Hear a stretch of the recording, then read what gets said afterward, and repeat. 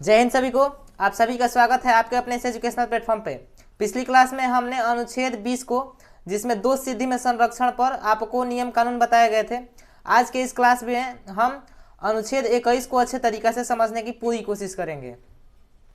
अनुच्छेद 21 को जानने से पहले एक बहुत ही महत्वपूर्ण बात यह है कि अनुच्छेद 20 और यह अनुच्छेद 21 को या राष्ट्रपति आपात हो या आचार संहिता लागू हो, कभी भी इसे निलंबित नहीं किया जा सकता है।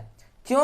क्योंकि यह दो अधिकार ऐसे हैं, मतलब दो अनुच्छेद 20 और 21 ऐसे हैं जिससे एक मानवाधिकार का 80% रक्षण हो जाता है। कहने का तात्पर्य यह है कि आपका जो भी मानवाधिकार है, मतलब घूमने की स्वतंत्रता, ठीक है, दो सिद्धि में संरक्षण की स्वतंत्रता, ये सब जितने हैं आपके एक मानवाधिकार हैं, आपसे कोई नहीं छीन सकता है। चाहे कोई भी बड़ा से बड़ा व्यक्ति हो, चाहे छोटा से छोटा व्यक्ति हो। बात समझ में आ रही है? इसीलिए जैसे कि जब आचार संहिता लागू हो जाता है तो कुछ आपके अधिकार निलंबित हो जाते हैं। जैसे आप बाहर कहीं पे किसी की मतलब बाहर किसी का झंडा नहीं फहरा सकते हैं। उस समय कौन सा शासन चला आ जाता है? उस समय पुलिस अपना शासन करने लगती है। बात समझ में आ रही है? ठीक है, तो यह जो आपके अधिकार हैं अनुच्छेद 20 और 21, इनको कभी भी निलंबित नहीं किया जा सकता है, चाहे आपात हो या आपात न हो। इसीलिए हमारे संविधान को क्या कहा जाता है कि यह एक सुदृढ़ और लचीला संविधान है, कि इससे न ही कोई खिलवाड़ कर सकता है, न ही इससे किसी को बहुत ज़्यादा क्षति पहुंच सकती है। बात समझ में आ रही है?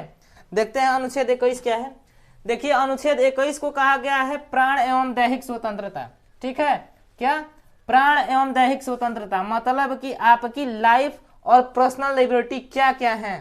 आपको जीवन जीने की स्वतंत्रता है, ठीक है, आपको निजता का अधिकार दिया जाता है इसके तहत।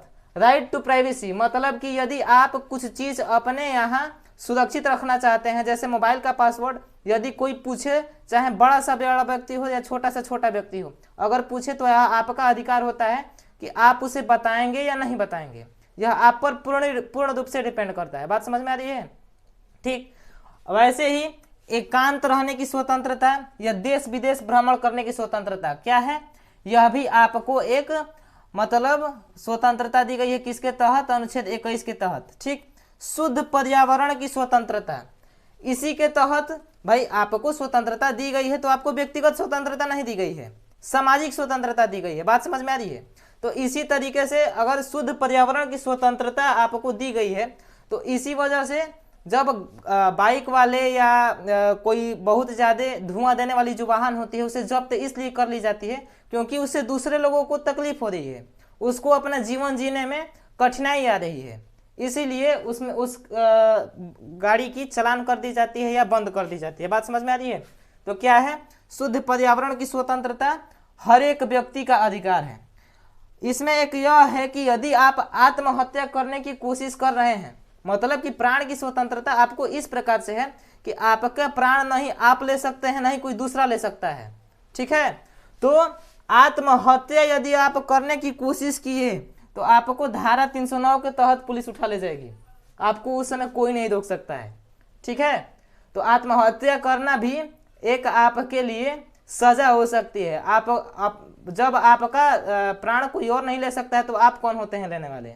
ठीक है, फिर से आपको स्वास्थ्य की स्वतंत्रता है। स्वास्थ्य की स्वतंत्रता इसी के तहत, जैसे कि पब्लिक प्लेस पे 2001 से पहले स्मोकिंग करना अलाउ था। ठीक है, जब 2001 में क्या कहते हैं, जब सुनवाई हुई इसकी, तो उन्होंने, जो जजेस हैं, उन्होंने फैसला किया कि यह राइट टू हेल्थ सबके जितने भी लोग हैं उनके हेल्थ के लिए बहुत ही घातक है। इसलिए जो स्मोकिंग एरिया है, स्मोकर है, वह पब्लिक प्लेस पे कभी भी स्मोकिंग नहीं कर सकते हैं। ठीक है, उनके राइट टू हेल्थ सभी को इसको दिक्कत आ सकती है। बात समझ में आ रही है? इसमें लास्ट बार जोड़ा क्या है कि यदि कोई भी व्यभिचार, एडल्ट्री कर रहा है, मतलब कि अगर किसी के साथ उसका शादी हो गया उसके बाद भी किसी के साथ अफेयर रख रहा है, तो इस वजह से पुरुष या महिला कोई भी उसके साथ तलाक ले सकता है, इस कारण के वजह से। ठीक है, पहले यह था कि अगर कोई पुरुष, ठीक है, किसी दूसरी महिला के साथ अफेयर रख रहा है तो केवल महिला ही तलाक ले सकती थी। अब क्या है कि यदि मतलब कि अगर महिला भी पकड़ी जाती है किसी दूसरे पुरुष के साथ अफेयर में, तो उससे भी उसका पति तलाक ले सकता है। ठीक है, उसमें कोई भी दिक्कत नहीं आएगी। एक आर्टिकल 21 को इसमें जोड़ दिया गया एक संविधान संशोधन के बाद कि 6 से 14 वर्ष तक के जितने भी बच्चे हैं उनको सरकार निःशुल्क शिक्षा देगी। इसमें कोई भी दिक्कत नहीं आनी चाहिए, क्योंकि यह 6 से 14 वर्ष के बच्चों के लिए यह इसलिए रखा गया क्योंकि बहुत ज़्यादा ही शोषण हो रहा था भारत में जब अंग्रेज चले गए, तो भी उसके बाद भी। बात समझ में आ रही है? तो 6 से 14 वर्षों के लिए निःशुल्क शिक्षा, आप लोग जानते हैं कि प्राइमरी में कितनी अच्छे तरीके से पढ़ाई हो रही है। ठीक है, अब हमको क्या ही बताना, मतलब कि अधिकांश लोग, बहुत से ऐसे स्कूल हैं जिनमें बहुत अच्छे तरीके से पढ़ाई जा रही है। हम देख रहे हैं अधिकांश स्कूलों में अच्छे तरीके से पढ़ाई जा रही है, लेकिन बस कुछ लोग नहीं कहते हैं कि सभी मछलियां तालाब को नहीं गंदा करती, कोई एक मछली ऐसी होती है जो तालाब को गंदा कर देती है।